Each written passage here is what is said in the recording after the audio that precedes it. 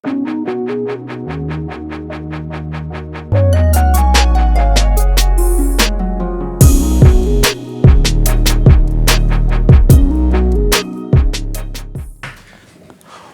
up? It's your boy Bushe Banks on the Hip Hop Galaxy podcast. Swear I don't have a hangover. Joined by two people in the studio. Guys, introduce yourselves. Yo, what's up, everybody? It's your boy Usipile, aka Ali, aka the Goat.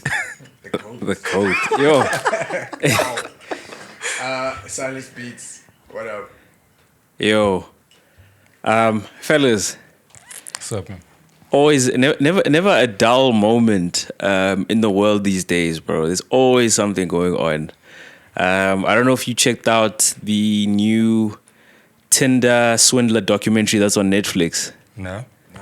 It's basically a documentary that covers a supposed billionaire, diamond billionaire, coming from a family of billionaire that deals with diamonds. Simon Leviathan, or whatever his name is, basically swindled a woman on Tinder, got them and kind of promised them a lifestyle. And then he runs into financial difficulties because his enemies are after him. And he's basically swindled a lot of women and lived a lifestyle of this. And I got to thinking, you know, what kind of drives people to do this, and what type of people fall for the scam? Obviously in the context of music, because scams are everywhere. You know, we can look at these people and say, oh, no, they're crazy. But, you know, scams are also in music. I know, Silas, you posted something on your stories not too long ago about a Sony scam. You know, you could get signed to Sony if you pay some money. Just talk to us about that and kind of what your feeling is on scams and all of that stuff. Hey, man. So this scam it's been, I don't know when I first ran into it. Must have been 2015. Yeah. And it was basically the lady says, well, they say it's a lady, but she says that you pay 1.5. 1,500 rand. 1,500 rand. Yeah. And she will then organize for you to have a meeting with Sony. She'll play your music at Sony. And it's basically, they're going to try to get you in. And the reason why they're only charging 1.5, and the reason why they say it's a very little amount, is because I think apparently there's some kind of signing on bonus or whatever it is. And then they ask for a small portion of that. And they're like, no, don't worry. You're going to make a lot more money than the 1.5 that you're going to be paying me. So 1.5 is like this inconsequential amount compared to the millions of rands that you're going to make. Exactly. So now what I've been getting over the years consistently is, there are these people and they're saying that they're going to get me signed. Can I trust them? It's just a very, very like blanket question. And then I'm like, let's work through it. Let's see do they have a website? They've got a Facebook? And on their Facebook, if you log onto their Facebook, they've got videos, right? Testimonials right? Of random people from all over the world. But like it's too random. Like it's a random person in the middle of freaking Austria, another one in America, and it's a script. I've been working with Miss Sebeti for however many months. Oh, that's a $5. That's a $5 video. Yeah, That's a literal like 200 rand. Just say this. Yeah. Exactly. So there's a script that was given to all of these people, and they like it just looked like everyday people. But I'm like, wow, this is a proper scam. And what else? They don't have a website. Their Facebook also looks very, very shady. But the way that they catch people is that they'll then say, they'll contact them via WhatsApp, and the moment you start asking questions back, like, is this legit? They'll be like, you. No, they don't block you. Okay. They then threaten you. Really? They then threaten you. They're like, no, we've got police so and so on standby. Don't waste our time. The typical things that a scammer would do, like, don't waste our time. Like, if you're not serious, then you're not serious. How do I know that you guys aren't trying to scam us? This is so many people saying that. Okay, so they turn it on you and they kind of make you feel bad for asking. That's crazy, dog. Yeah, dude, so what is the police for? If you threaten them that you're going to like investigate, then they kind of trying to say that don't try investigating. We have people on the inside, so you're not going to find anything. Yeah, it's pointless. That's so crazy. But the thing is, what I find interesting about kind of like the story and what you're saying is that obviously scams, they work on people who are either greedy or desperate. Yeah. And when you were saying that people are asking you, is this legit? People already know it's not legit. Yeah. They're kind of asking you to kind of feel like, can you please say it's legit? Make it legit. Because I need to get signed. I need to make Yeah. all these millions, dog. So does anyone get signed? Or is Oh, anyone being signed? Actually, there was as part of the initial message, they say we got so and so signed, and they named big people. Yeah. I think they actually named was it Pretty Ugly? There were a couple of really big names I saw in that list. I'm like, would be nice But to see. Pretty Ugly was not. But you see, now you start asking those questions. That's when they're like, yo, don't waste our time. We know what we're talking about. You don't know what happens. You behind don't know closed- what's yeah. going on. They came to us and this is what happened. Yo. So But I don't know. I feel like people are almost want to be scammed, and I'm not trying to be cruel or anything, but even when I interviewed guys from Ambitious Records, what ended up happening, right, when I had the email address, people started inboxing me and saying, yo, dude, how do you get signed to Ambitious Records? If I was a scammer, that would be the perfect opportunity for me to say, nah, bro, pay me 1,000 rand. I know these people. Yeah. I think, man, it plays on more of the desperation, because I mean everybody just, especially like in the music industry, like everybody's just trying to get a shortcut. And if I know you and you know, let's say the guys are ambitious, then you're closer to Jose than I am. So then, hey, bro. So I just have to ask you, like, yo, man, listen, this is my song. Please play it for the gents, and they don't get what happens behind closed doors. But now, do you not think that that's a problem with the way people see success, where they think, because there's always this thing of it's not about what you know, it's about who you know. Is that not problematic? I don't know, man. I don't know. Look. If there's an opportunity, for example, if there's an opportunity, people look at an opportunity and try to to use it. Like if I have access to a buhle and I'm like, yo, bro, I'm gonna send you an email. You're gonna hear my song. Yeah. My song is literally 2 people away from the CEO of a big record label that everybody's trying to join. So you're gonna try it. Exactly, and even in the interviews that you did, like back in the Ambitious days, the whole conversation was everyone was trying to get signed to Ambitious, and I think there was a question about how do you get signed to Ambitious? And the guys at Ambitious like, oh, so now everybody's trying to be like, they were bashing Ambitious. Oh yeah, I remember. Exactly. Now everybody's trying to get signed to Ambitious. So I'm gonna be thinking, damn, bro, shit. It's nice at Ambitious. Exactly. And then the truth comes out. Let's not even go there, because I don't even have the pockets deep enough for Jose's lawsuit if they would happen. Because you're on your own, dog. If that happens, I'm like, we distance ourselves. But I think that brings me to another point I want to raise. Like, I don't know if you saw the story. I don't know if Silas, you saw the story. AKA basically sent out a tweet. It was a screen grab of somebody who kind of texted him and said, yo, I went to your show. I had my music there. I wanted you to listen. I wanted you to put me on, but you just disappointed me. You didn't give me the time of day.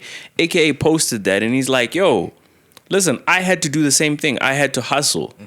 I had to do all of this stuff. Nobody helped me. So why do you think I should help you? And another thing is that you guys continue to play with me and my mental health and my situation. So I don't feel like helping anybody. You're on your own.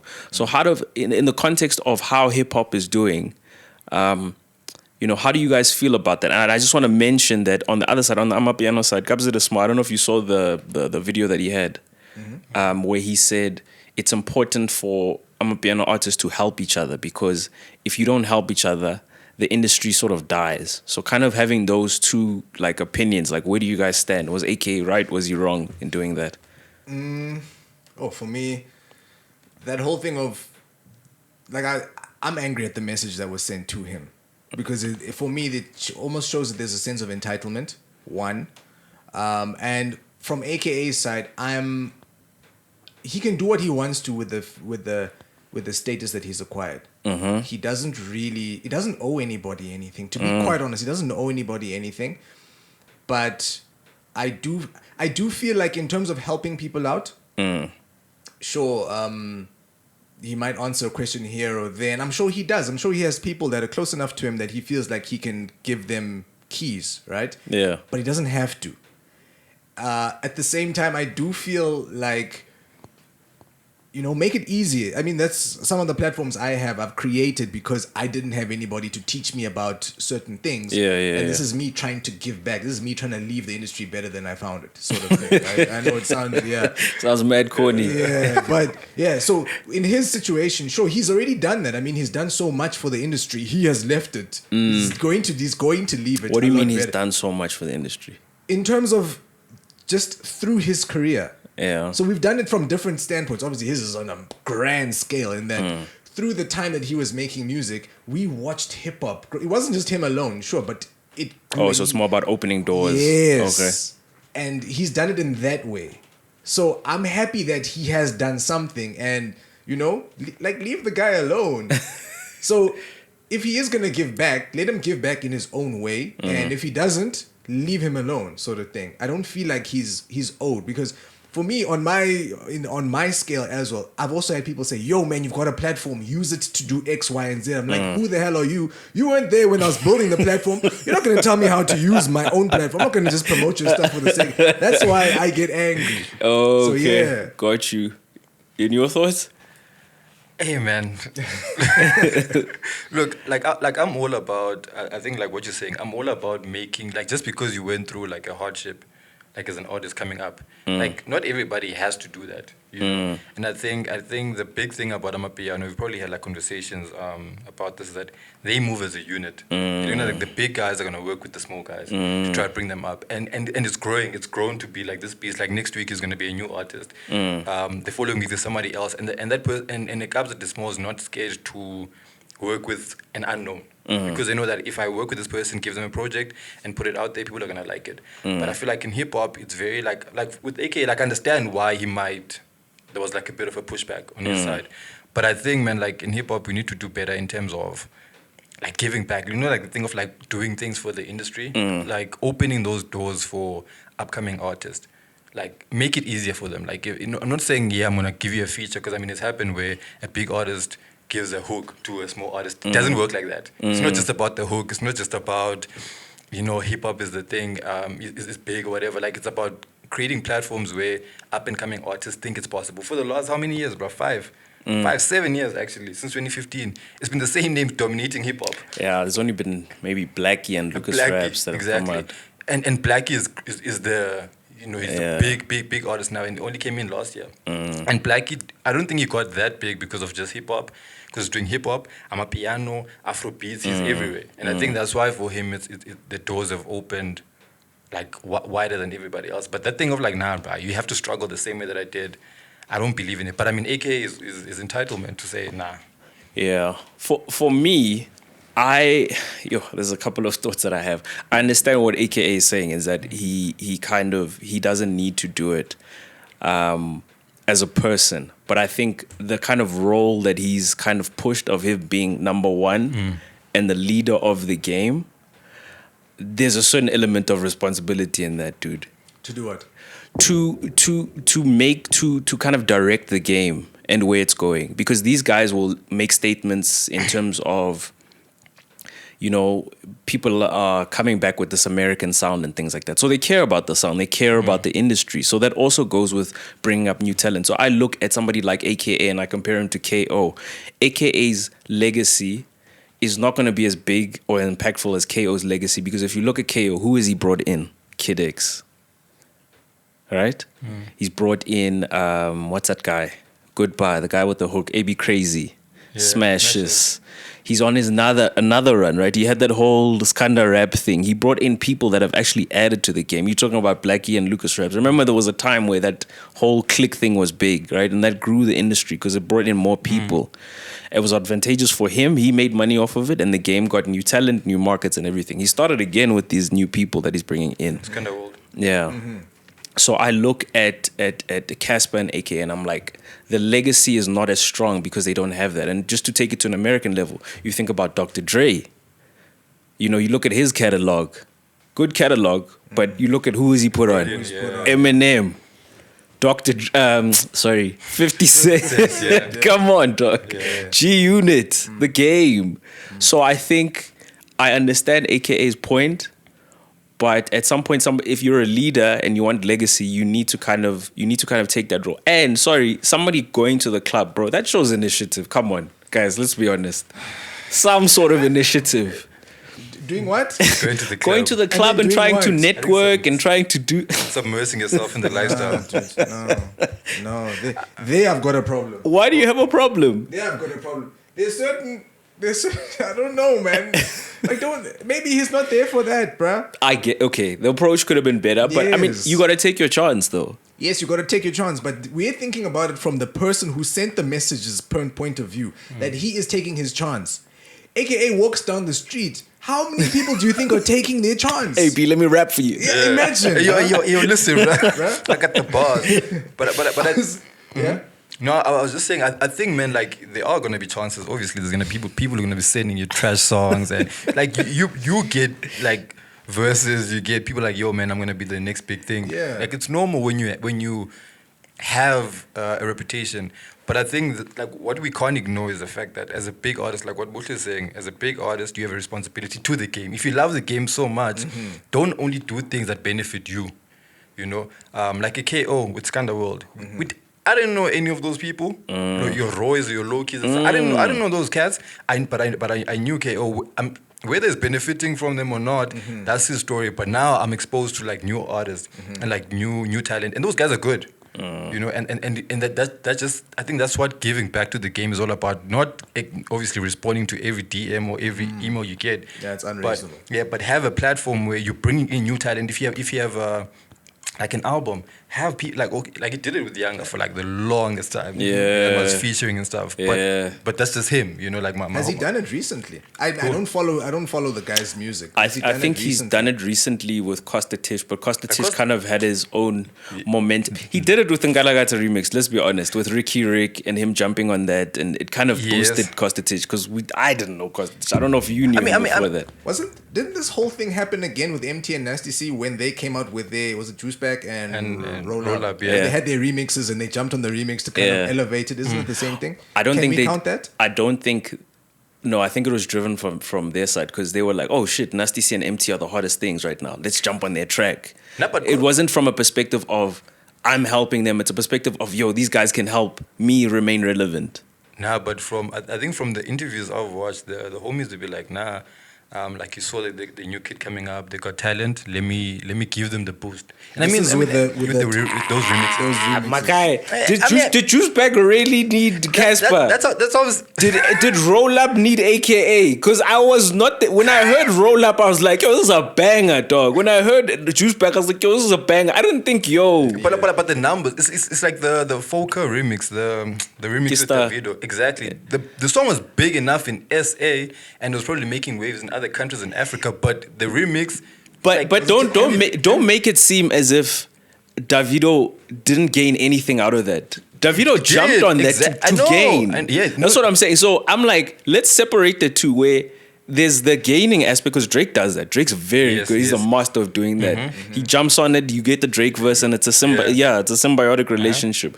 I'm talking more about, yo, nobody knows this guy, but he's ill. Nah, but Costa was bubbling. Like at the time, because I heard Ngalakata before the remix, I was like, okay. Like, hey, bro, this guy. And then I was watching his performances, and I'm like, this guy can perform. And he was like vibey. Yeah. And the song was catchy, like Ngalakata, and this white guy in Zulu was like, shit, something is coming here. Yeah. Because I was following and I'm like, and I saw the numbers picking up, and then he was starting to get like attention from like all the other celebrities and stuff. And then the remix came, and obviously the remix took it like more like. Yeah. So was that more of a symbiotic? The Costa AKA thing, is that more symbiotic?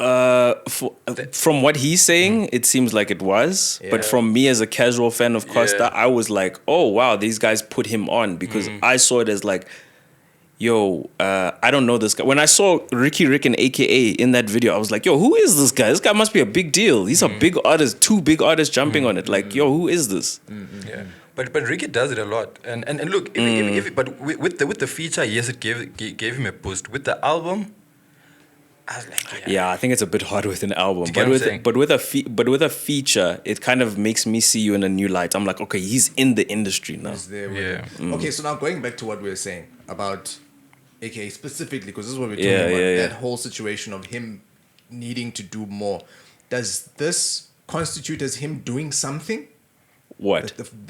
This relationship, this sort of symbiosis with. I don't. Does it even constitute doing something? No, I don't think it is, because it's even like, it's from a perspective of like, yo, I can gain something. This guy's on the up and up. Like, I can gain something.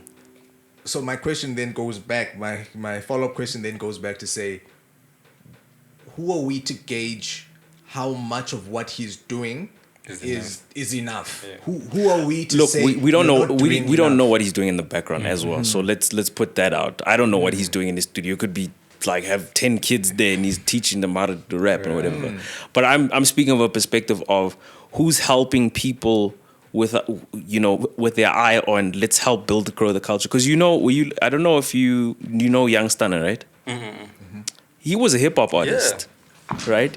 He said Ricky heard his album and whatever. Young Stunner is now killing it on the Amapiano side. And we know hip hop artists were hearing it. Why didn't any hip hop artist take them under his wing, put an arm over him and say, listen, son, this is how you run the game? And even I was interviewing another hip hop group a while back. And they said kind of the same thing. They said that the older cats see us, but they're not really giving us the game. They're not really telling us how to move or anything. What do they want? What do you mean? What do they want? They say they're not telling us how to. What do they want? The artists or the who? The artists, the new artists ones that are coming up. They want guidance. They want guidance on how things work, because you've struggled. Because the whole point of it is I struggle, so the next generation has it a bit easier. Yeah. So they want. Basically, they want some sort of mentorship where they're able to confide in, ask questions, and have I don't want to say have an easier way up, but have a less turbulent career. Exactly. Because they saw what you went through and they want to learn from you, basically. Yeah. And I think it's guidance, man. Like, it's like more than anything, it's guidance, because like look at what's happening with Amapiano. Those guys are getting proper guidance where they take you in. Nobody knows who you are. I didn't know Young Stunner. I didn't know the Sir Trills. I didn't know the Daliwo. Those guys could sing probably. And the thing about all those guys is they were not in the Llanos. They were doing R&B, hip hop, all of those things. And now they've been taken in and they've been shown the game. How many times, like for example, I think last year there was an event. Like one of my boys' friend was hosting an event in the Israel, and they booked Sir Trill. So and then I saw the post. I'm like, oh, this is Citro. I was like, yeah. I'm like, who's this cat, Brian? He's like, nah, this cat was featured like on all the big songs that you've probably heard. I'm like, nah, it can't be. So then I go back to it's like go to this song, go to that song, and I go back. I'm like, oh snap, this Brian has been featured in these songs, but I just never knew the phase. And then they're also patient because they're like, it's fine, we'll push you on all the songs.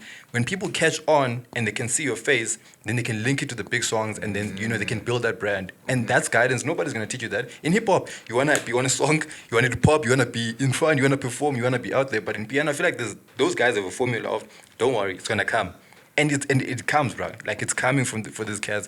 Like new names. Like how many names came up from last year?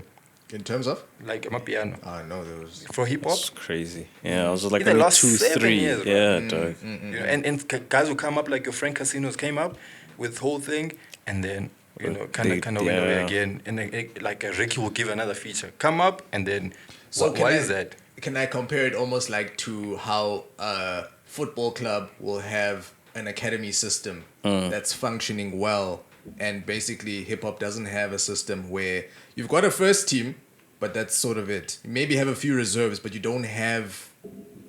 What's this? You don't have younger people coming through who are being shown by the older people. Going back to what you're talking about with the guidance. Okay, yeah. Can I ask, do you guys believe in like gatekeepers?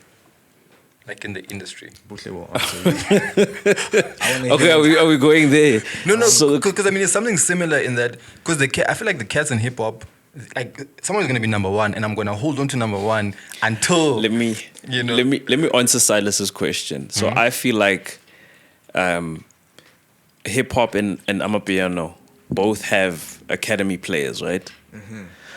Amapiano has a path to the first team. It's possible, right? Hip hop, there is no path to the first team. That's the problem. And people in hip hop's academy see Amapiano guys and they're like, let me move to that club. Because it's basically Amapiano's Borussia Dortmund. and hip hop is Man City. You're not getting into that first team, dog. You're not getting into that first team. Let me ask you, why do you think there's a part in Amapiano and there's no part in hip hop? Well, that's, in my opinion, that speaks to, it's a long, for me, it's a lot. It's hip hop is based in the north. There's a bit of pretentiousness in the north. It's a lot, but let's not even. on my side, I would say the culture surrounding both. In one, you're having a good time. I don't follow the Amapiano culture, but they're having a good time. In hip hop, guys, it's a sport. It's me versus you versus the other one, and it's not the only reason, but it's one of the reasons as to why there is a little bit more of that. Look, I can be in competition with you, but I can still support you. I can be like, yo, dog, like who had the biggest song of the year, like, and then we work together, and it's like, oh, okay, I beat you here, but let's improve the odd. But yeah, I guess let's go into the next one, bro. Are there gatekeepers in the industry? And there is hip hop. And the reason I'm asking is because of like the paths that you were talking about. Like I'm started saying there's like an academy or whatever. There's a path to get to the main team in our piano. The homies are just, the gates are open. Anyone can go, you know. But in hip hop, it almost feels like it's gonna be the same person, right? If they're gonna feed us Silas until we are tired of Silas, you get what I'm saying? And the person who decides that it's time for Silas, like, now Silas is done, let's open up for the next person. That's why I'm asking, like, do you feel like there's like those gatekeepers that determine who gets in and who doesn't come in? A short answer is no, bro. I don't like talking about entities or these things. It's like talking about the system. We know that there's something out there that exists and constitutes the system, but if I cannot put my finger on it to say it's that person, and that person, I don't like to say that they're the reason why no one is coming through. We have too many avenues for your academy players. So in the same way you'd say a player would move from the academy team to the reserves into the first team, whatever the system is. Here, you don't have to do that. If you want to, you can go and take a completely different route. It's not like how it was 10 years ago where there was one path to the first team. Now you can go out on loan. Now you can go start your own club. You can go and be over there on TikTok, whatever it is you can go. You can go and create a whole fan base that doesn't even exist in South Africa. It can be in a completely different country. So I can't believe, because I feel like after that question of do gatekeepers exist, now we have to discuss what gatekeepers are and all that. Whereas I don't feel like we need to. We can discount them. You don't need radio. You don't need that. It's nice if you have them, but we don't really need them. Don't you? What's that? Gatekeepers. Like, don't you need like your radios and stuff? So let me put it like this, bro. In the past, you could say that they're gatekeepers, ne? Because there was radio interviews. There was a system, the public relations, the record label. There was like an ecosystem that was closed off. Right now it's different. We're shooting a podcast right now, dog. What are we gatekeeping? If somebody reaches out, we can have a podcast with them right now, dog. Look at someone like Mac G. How many times has that boy been cancelled, dog? He's still out here, dog. Yeah. There's no gatekeep. The gatekeepers, they don't have the power anymore. That's the thing. I think now, if you're talking about gatekeepers, you're looking for somebody to target and say, that's why I haven't made it. It's because these people don't want to see me win. And it's like, who doesn't want to see you win? I feel like it's tougher now because it's easier to make music. So now your marketing has to be on point. There's so many more platforms. So I think that's the problem. Amapiano has a system. They've said, yo, we're going to do this. We're going to ride with each other. We're going to build our own thing so that we can think. Hip-hop is all over the place. So are you saying it was easier for a hip-hop act or music producer or whatever it is involved in the hip-hop game to get noticed like 6, 7, 8, 9 years ago as opposed to it is now? 100%, bro. I feel that... So I had it easier than the guys now. I feel... Easier in what sense? Let's talk. Easier in what sense? In visibility. Let's talk about it. Yeah. No, not in visibility. Yes and no. So visibility, because everything was so closed off, because it was either watch SABC or DSTV, it's difficult for you to break through, dog. You have to start paying payola. It's a different chat now in terms of visibility because now there's so many platforms. Attention is so... You can't just go on an SABC and it's like, oh, you're in the industry anymore. So it's different now. It's just a different problem in terms of visibility. Yeah. That's just my take on it. Yeah, and the barrier to entry, as you're talking. Yeah, because it's lowered, and that creates so all low. sorts of problems. Trash. No, call it what it is. Call it what it is. Yeah. It creates a whole lot. You know what it creates? It allows the fan to determine what's hot, because before it was the record label and the radio who were determining what's hot. You couldn't make Pretty Ugly couldn't release the album that he released last year in that climate. You had to have a radio single. You had to have this. But now you can sort of form a cult following. P.O. You can do that. You know that the you can be viable. The streets hear you. Yeah. Because there's no, we can't play your song. It's not a radio song. Another thing I've seen is a lot of fans are becoming artists as well. And it's, that's big. Can I ask? I mean, you've been in the industry for like, for a while. A while. Industry granddad. Yeah. So I just want to ask, like, from your perspective, because I mean now, because everybody can go in, like I can just go grab equipment, record a song, put it on, Apple Music, and it's gonna pop, or like on YouTube or whatever. So the filter now is not as strict. What do you think back in the day, the record labels were using to filter who's serious and who's not? Or who are they going to introduce into the the mainstream market? Because I mean now I can just say Silas has got 2 million followers because he can just do it by himself. But like then, like what were they using to filter who can cut it and who won't be able to? Sure, I don't know. To say what they were using to filter, I don't know what the A&R teams were saying when they sat down and they were like, we've got these 6 acts and we want to pick so-and-so. I'm sure whatever machine they had then in terms of their marketing power and all of that, they would have to, align it with that. But I don't know what the difference is now.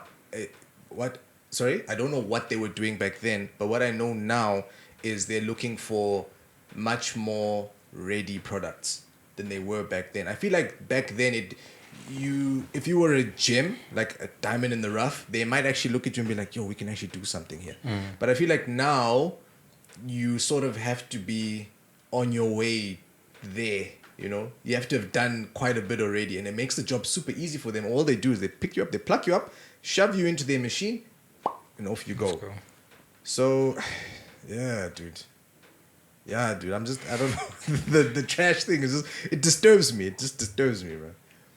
The trash thing. The amount of music we have now is great because it gives people who have talent in areas where they wouldn't otherwise. They're not here. They maybe not in Joburg, wherever it is. They're out there somewhere, and they're able to create all this music now. They can do all that. But the problem is everybody.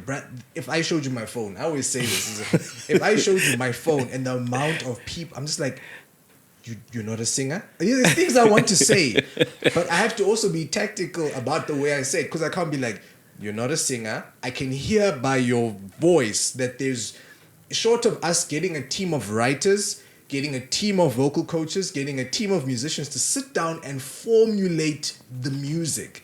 There is no way we're going to get you from where you are to where you think you are to where you want to be. It's not going to happen. And that for me is it's annoying, right? I think that's beautiful because that proves my point. There's no gatekeepers, bro. Nobody can filter anything anymore, bro. And that brings its own set of problems. It does. It's dope. It's beautiful, but at the same time, man. I want to touch on another topic, something that I know irritates Silas a ton. What are you doing, bro? He's coming. What is this? It's the concept around expectation, entitlement, around artists. So we kind of spoke about we feel like people need if you're higher up in the game, you have a certain responsibility. But what point does that become entitlement in terms of the artist trying to get on? Because I've seen some wild messages that you sent me from people expecting free things, free beats, free sessions and stuff like that, free promotion. So kind of what's the line? When does it become hustling and when does it become delusional? I think just also from the messages that I mean you send me some messages as well. Look, I don't send all your messages out. It's to the people that I so trust. as an example, let me give an example. Yeah. Like I think Silas, the one time you sent me, like this guy was sending you like 5 voice notes talking about Silas, I'm gonna be the next big thing. Yo, put me on, Silas. Just give me a beat, bro.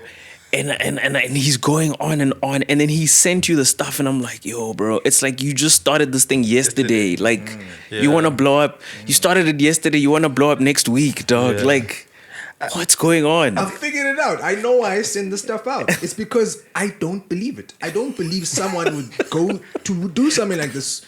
So much so that I need a few people just to make sure that I'm not being crazy. I'm keeping myself in check. Yeah. Yeah. I think there's a thin line, man, between confidence and arrogance. Okay. And I think like with when you're creative, sometimes you step over that line where you think, you know what, this is the hottest shit. Like, there's two types of creators. There's creators who like, this song, it's not great, and it's a good song. You like, but they're like, nah, I need to change this. I need to change. And then there's creators on the other end where they're like, hey yo, man, this is the biggest song. It's gonna be the biggest song in the country. Listen to this, you know.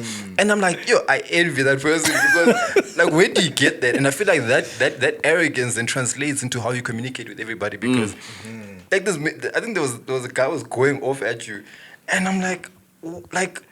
You don't know this person. Yes, you know, you saw that maybe they might have a link to this, you know, this artist that they've worked with, and now you're like, you know what, put me on. I'm doing you a favor. Like me using your beat, I'm doing you a favor. And I'm like, does a person not look at your brand, say, okay, this is my brand. This is the brand I'm trying to work with, and I'm here, and they're here, and I'm here. But now I'm doing them a favor by using the, you know, like I'm just like shit, man. You see, like that play. Yeah, so I think it's that confidence and arrogance impact that exists within like with artists, and it's bad. It's flip, man. You know, so it can come across as like entitlement. Like, give me a beat, give me studio time. I'll prove to you how great I am. Oh, that day. Yeah. The amount of times I hear you will not regret it. Yeah. Oh my gosh. Yeah. And I usually look. With all of that said, once in a while, there's a gem that comes through. This is how I found Nathan. Yeah. I was going through all of that. Nathan who, by the way, for those that don't. Nathan Blur. Okay. Free promo. Nathan Blur, you owe us, though. Hey. Sifting through, once in a while I bump into something and be like, damn. I actually used to run a competition. I don't run it anymore because I can't. I don't have the time. But I would say, send your music through. Send it to a particular email, and I will go through and listen to it. I'm not going to give feedback, but I will pick the best one and do a project. I did that with M2K, where we did The Hottest. We worked on this amazing EP. The guy is based, was he based in East London at the time? But there was no other way that we would have worked. I heard a song. Wow. And I was like, this is the one here. I contacted him. I was like, yo, you want to work? He's like, yo, damn. We worked. It was great. We made a really good project. But it's rare, bro. A lot of the time, the entitlement that it comes through. And sometimes, like, maybe I've just become a bitter old man, but I don't react well. Yeah. I can't, bro. Sometimes it's like, I can't. Firstly, I might not be able to give you what it is that you want. Yeah. They want, hey, yo, man, I want you to take me under your wing, and I want you to do this. You're going to do that. We're going to sit in sessions. We're going to talk, and, we're going to become friends. Like, we're going to become brothers. Yeah. And I'm like, no. What's your name? Like, yo, what are you about? Because I know, and this, it isn't, I want to call it entitlement because I was scared to ever approach any of the people that I'm still working with now. Yeah. I pulled myself back and I was like, yo, man, if you don't mind, I know you don't know who I am. This is how I approached P.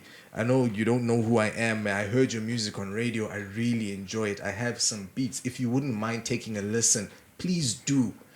Had he not listened to it, I honestly would have moved to the next person. Yeah. Because there were a lot of people that were on at that time that I contacted. Yeah. And a lot of them ignored me. Yeah. P just happened to be the first person to be like, yo, man, we actually have your beat here in studio and you're using it.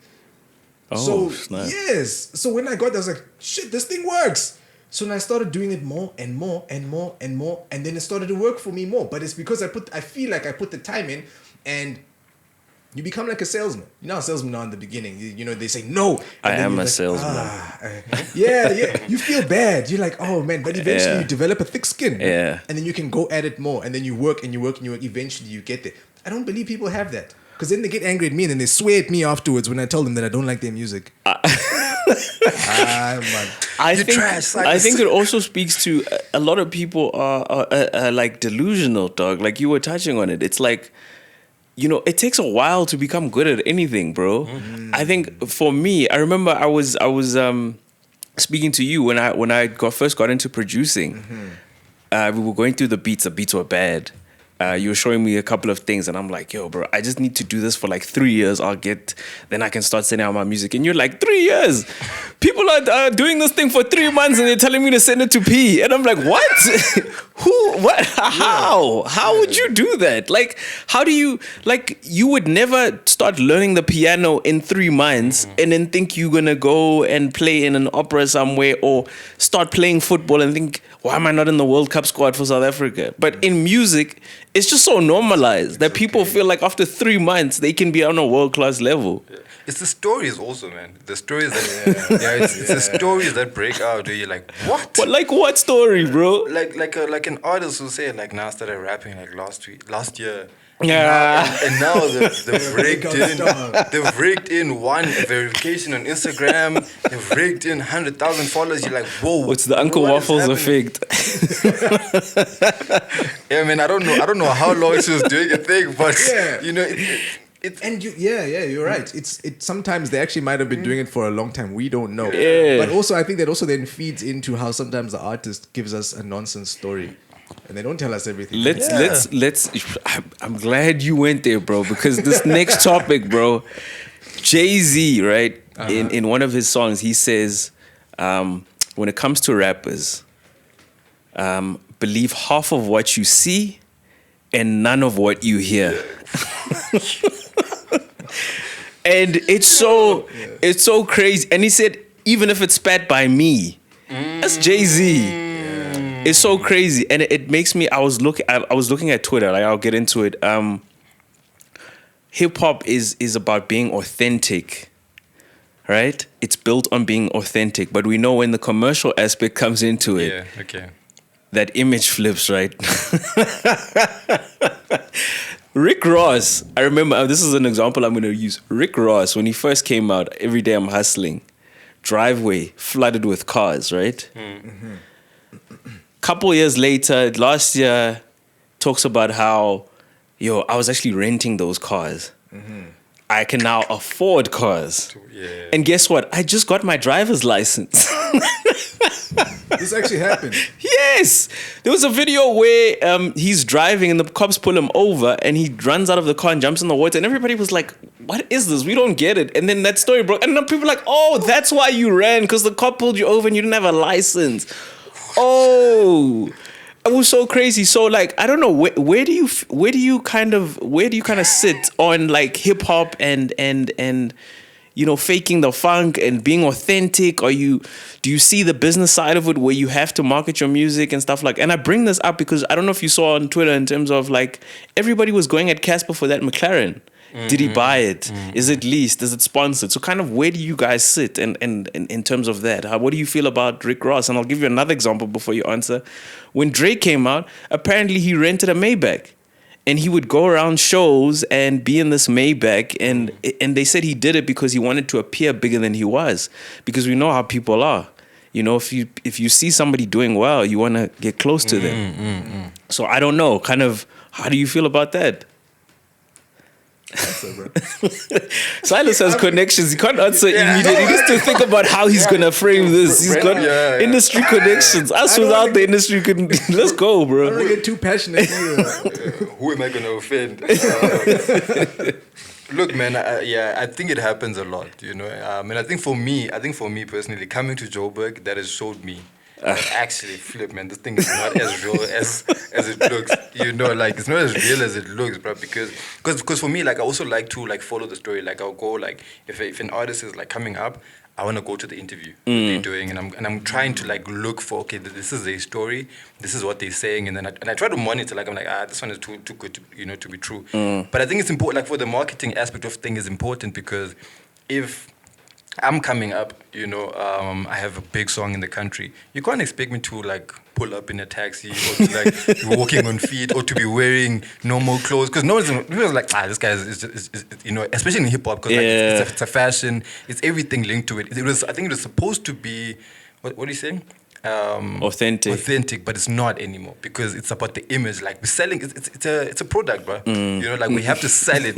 Like if you don't look like you're a hip hop star, no one is gonna listen to your music. You know what I'm saying? So I think it's important for that aspect, but it's also misleading because now the consumers of hip hop, people that love hip hop, brother, will listen and be like, yo, this is how you're supposed to dress. Now guys are taking out loans. You know, to try and look like Silas Beats, but they don't know that Silas Beats goes there, puts on those clothes, takes them off, and then, you know. So I think it's dangerous in that it's misleading a lot of artists, and I think that's why it feeds into that delusion as well. That I want to be that big as well. I'm gonna be that big as well. So now I have to move this, like, you know, because you're arrogant, like I'm the best, whatever. Like, so you have to be arrogant to try to break into it, which is why when they're approaching Silas, like, yo man, listen, I'm the best thing ever. Because Kanye did it. Kanye was like, I'm the biggest. You know what I'm saying? So if I'm coming across and I'm like humble, I'm not hip hop enough. So that's real, dog. Silas, you're up, dog. Yeah, dude.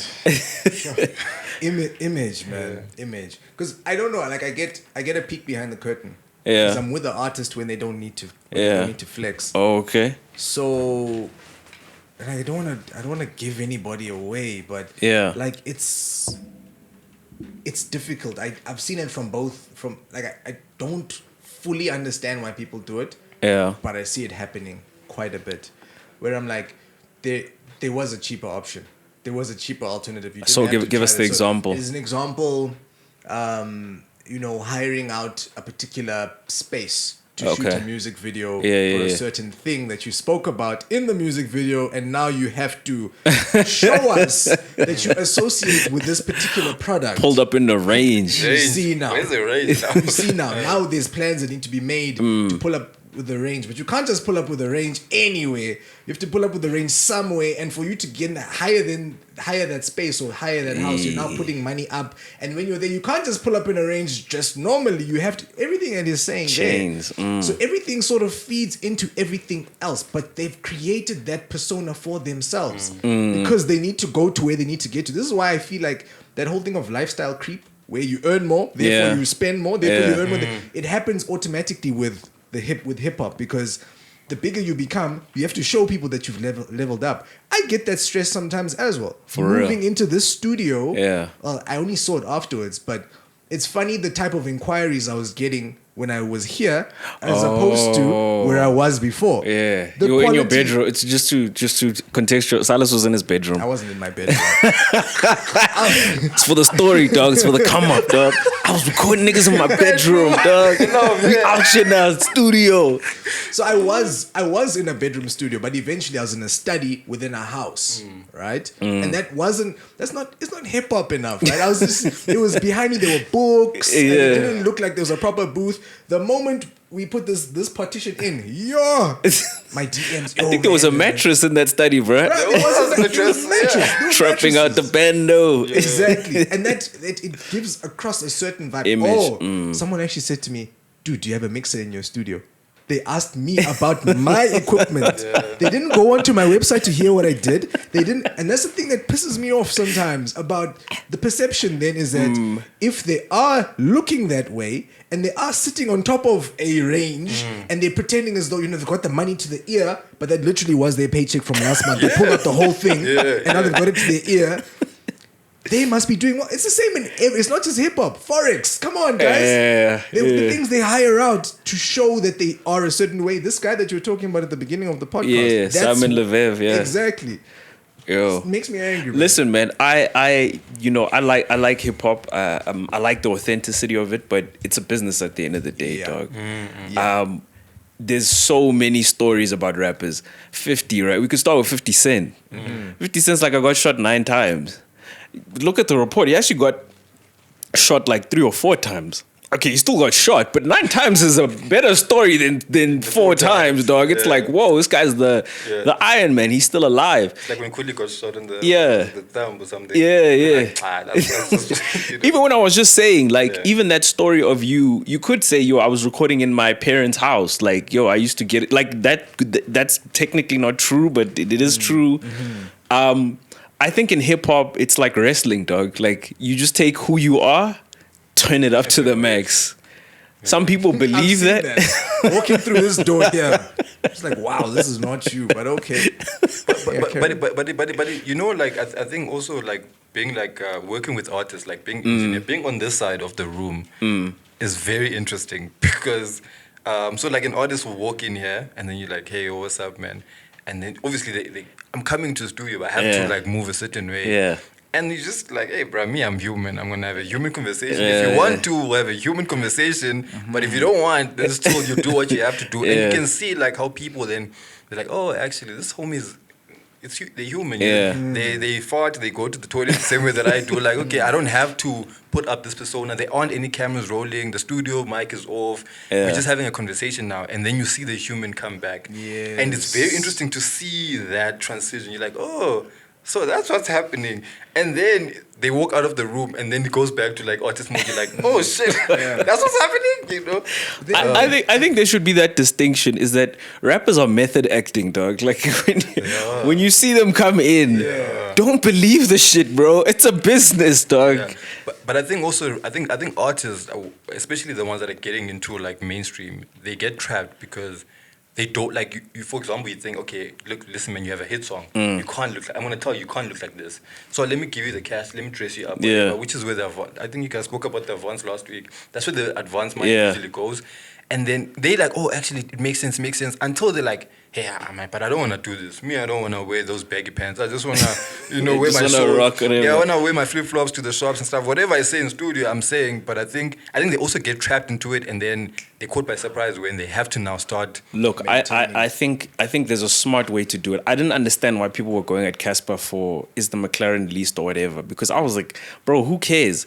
Because if it were me, I would lease a McLaren, dog, because then I would claim it as a marketing expense and I'd try getting a tax deduction from it. Because I'd be like, yo, bro, this isn't the pursuit of my income I can claim, because you can see that when people see me, I do better. So there's a return on investment to this thing. I'm stretching the law a little bit. I am stretching that. I admit that. We need to get Genius back in here. We need to get a tax consultant in here.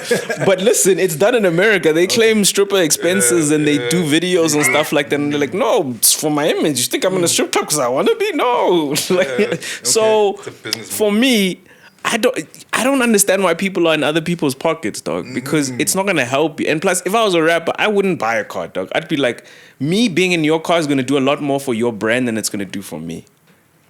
So number one, I would like negotiate a brand deal or something. We saw Nasty C. He was sponsored by Mercedes at some point, bro. So I just think people shouldn't believe, like Jay says, dog, believe half of what you hear and none of what you see, dog. Like, it's that simple. So for a new artist who needs to show, they need to show people, right, that they stand out, because half of the people look the same. The music sounds the same.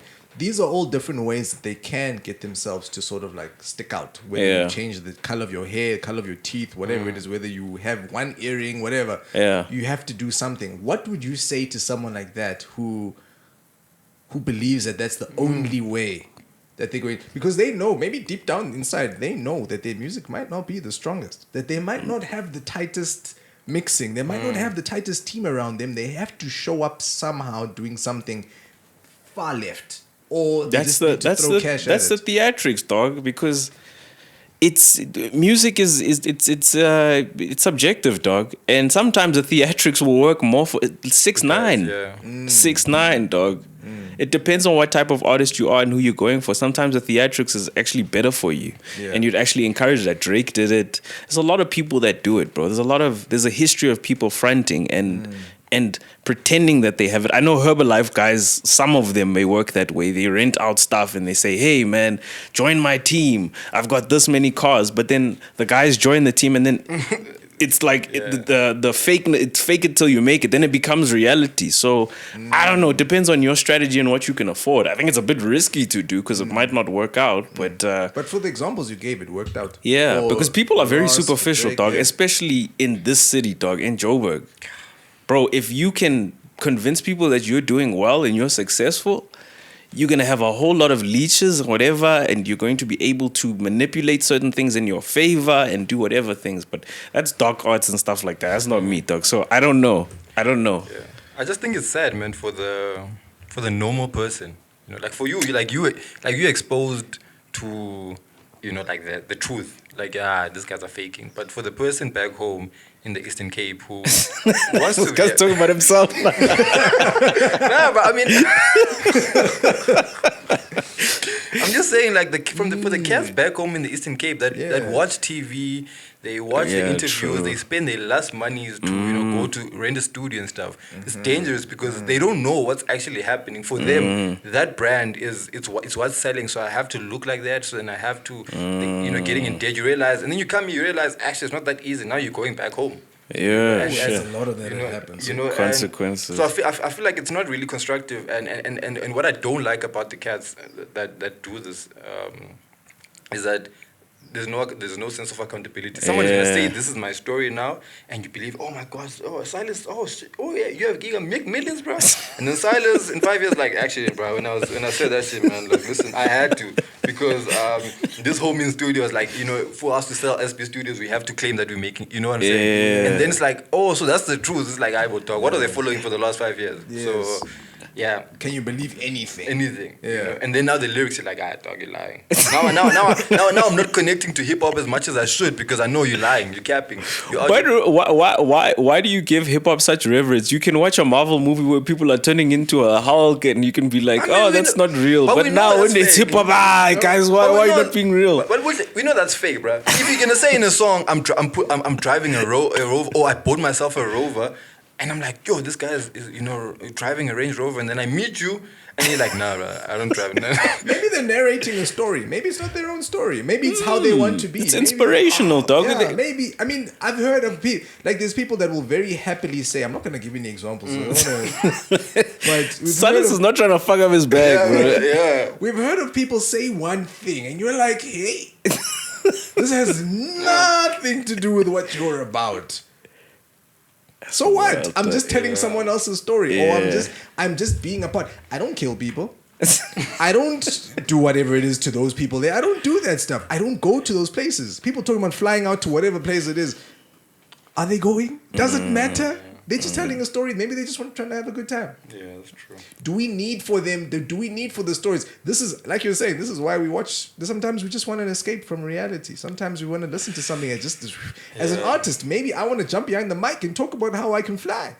Maybe it's something that's it's something else. Like it's creativity and it's them just, you know, they're just doing their own thing. So it becomes difficult when we want to judge. But for me, my deepest thing, and it's happened too many times, that someone has come to me that they have broken up a family unit, not broken up a family unit, but they put a family unit in jeopardy because the guy wants to quit their job to go and pursue music. They will cash out their severance pay from whatever job that they were working at. What might not have been the best job in the world, but the plan. Because then my next question is, yo, this is dangerous. Yo. What are you doing? Like you've got responsibility, kids, you've got parents, you've got all these things you need to take care of. What are you doing? You're like, nah, man, this is the plan. They lay out this very superficial plan. I'm like, yo, this is not enough. But they're not listening to me because I'm not showing that I am, you know, I'm not showing opulence and extravagance. Therefore, you can't believe me. But the guy on the music video, whatever it is, showed you that opulence, showed you all of that stuff that you wanted. You're like, man, I can do that. Then they blindly follow what's going on there. For me, that's where the person who's showing it has a little bit of, they've got a responsibility. Sure, it's that other dude, because he's also a grown man and he's quitting his job and he's taking his money. It's his own fault. But I do feel like in that case, that's the only time I can say, yo, well, this is it's not great for people that are looking up to you. I don't know, man. It's entertainment, bro. Because a lot of guys, they sold a bag of weed. Now they Pablo Escobar in their music. They got with one chick. They got with 10 chicks. Yeah. But it's dangerous, Butle, bro. The narratives. It's entertainment, dog. If you tell me like you got with one chick, that's not interesting. Tell me you got with 10. How was 10? How was Monica from from Chile.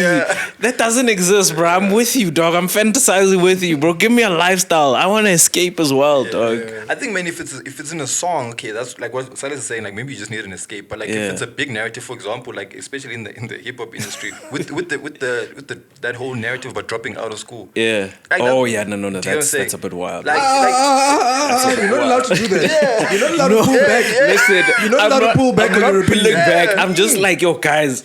But are we really doing that? But the thing is, that's a narrative, bro. Like if you don't drop out, you're not cool enough for hip hop. Like, are you really about this? You're not about this life, bro. That trend is there, dog. It's big. And then the most successful guys, because then they'll make examples, but they did it. Yo. Who are you? And that is, for me, brother, there was days, there's days on Twitter where I think when that whole McLaren thing was trending, I was going on Twitter and people are like, I know what you want to bring up. People are busy saying education is the key to success, but whatever. And I'm like, hey, bro. And a lot of people, like for us, you can look at that and laugh and log off Twitter, go to work, and then go to work because that's not real. But a lot of people believe actually, and that thing is being pushed a lot more now, where you don't need school. You don't need school, and I feel like there's also a play on words, like you don't need school, but education is important. But you don't need school. But they're not gonna say that you need to be educated somehow. And that conversation is not nuanced enough because some people go to school. They're like, I've got a degree. Why am I not getting a job? And they're like, what did you study? Sports management. It's like, dog, but we don't need sports management right now, bro. The economy needs like accountants. So why don't you do that or something like that? I'm just giving an example, dog. Sports management people don't kill me, bro. But I think that's a big conversation. Is that I think saying that education is not the key is more controversial and it's more headliney than your school is not whatever, but education, bro. And it can be formal education, can be informal education. Yeah. Go and read. Inform yourself about a lot of things, but the narratives just drop out of school, bro. Yeah. If you're about it. If you get to varsity, damn, but drop out of first year, second year, bro. Like, final year, don't go all the way. But that's everywhere, dog, to be fair. It's not just hip hop. Mark Zuckerberg, Bill Gates. But where did they drop out? And what type of families did they have? Yeah.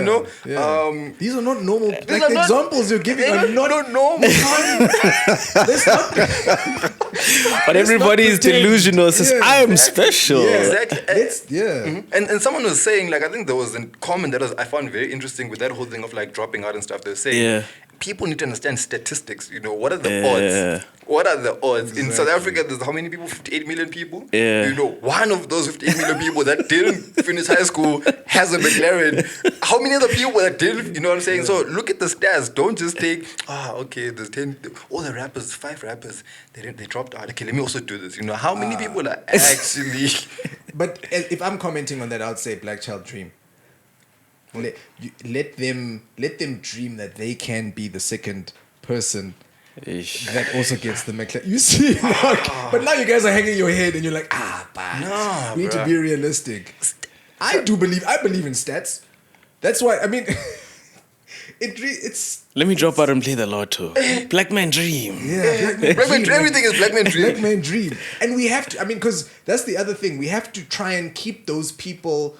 You can't tell them, no, it's not going to happen. But you kind of have to try and keep them motivated in some shape or form. I get you. But you have to keep them motivated and be like, yo, you can do better. But let's be realistic. Let's get yourself... This is why I'm pushing the narrative of people getting... handing their expenses. When people come to me like, yo, man, I dropped out of this, and I'm like, yo, man, handle your expenses first. Because when you can do that, you can operate within the music industry without desperation. You don't fall for those scams we were talking about earlier. You're now able to push yourself a lot further and you're a lot more sober of thought. And then you're able to push super fast. Whereas this whole thing, it's touch and go. Well, who said something about no plan B? Well, a lot of people have said it. I know it's a song by someone. Yeah. No odd lyric, long plan. Yeah. And not serious enough if a plan B. It's all or nothing, bro. Yeah, and that works for some people. Some people are like, yo, man, I slept on so-and-so's... How many times we hear that? I slept on so-and-so's couch until I eventually made it. There are those people, but it's risky, yo. Come on. It's risky. And sorry, man. I think just to like... The last thing, and also I think for me, what makes me also like, is because I can see that the people that made it, that made all these decisions, But then on the other end, I've seen more people not make it, and they've taken those decisions of like, nah, I'm dropping out. And now, So you've seen the stats.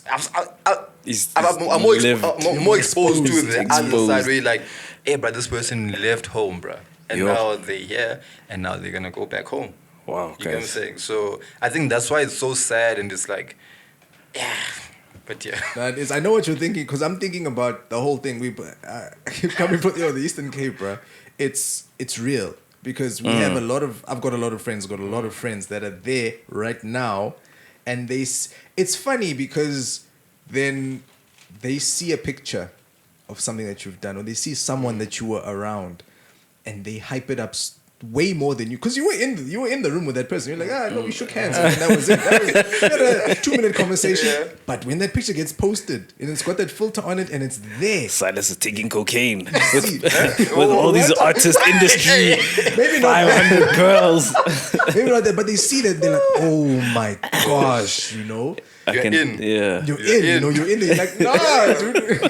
Okay, back home, bro.